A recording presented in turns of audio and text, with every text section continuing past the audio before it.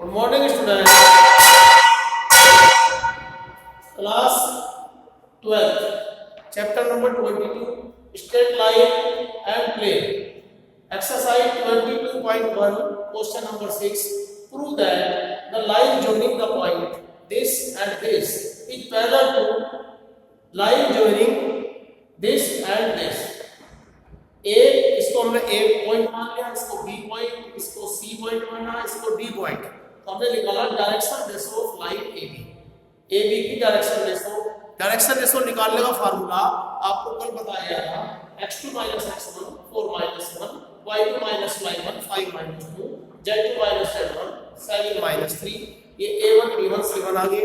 इस तरीके से cd के हमने निकाल लिए a2 b2 c2। ये a2 b2 c2 a1 upon a2 की वैल्यू, b1 अपॉन b2 की वैल्यू और c1 अपॉन c2 की वैल्यू निकाल दी। तीनों की तीनों वैल्यू 1/2 1/2 1/2 आ गई। इसका मतलब a1 upon a2 b1 upon b2 c1 upon c2 equal हो गई। इसका मींस हो गया ab पैरेलल टू cd। अब क्वेश्चन नंबर 11 में a b c तीन वर्टेक्स दे रखे किसी ट्रायंगल के। Find the cosine of angle a। Angle a का हमें निकालना है। तो a एंगल निकालने के लिए a b वेक्टर और ac वेक्टर के डायरेक्शन कोसाइन निकालने होंगे।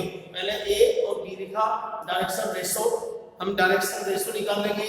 x2 - x1 y2 - y1 z2 - z1। तो ये हमारे आगे a1 b1 c1 a1 b1 c1 जो हमारे आगे हैं ये आगे a1 b1 c1। ऐसे हम निकालेंगे AC जो लाइन है उसके डायरेक्शन रेशो निकालेंगे। ये आ गया A2 B2 C2।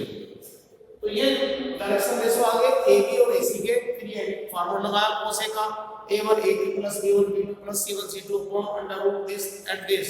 इनकी वैल्यू रख दी, वैल्यू रख के सोल्व कर दिया। cos A बराबर 36/65 आ गया। तो A = cos इनवर्स 36/65 इसका आंसर आ गया। तो इससे आगे के क्वेश्चन आपको कल को कराए जाएंगे। Thank you.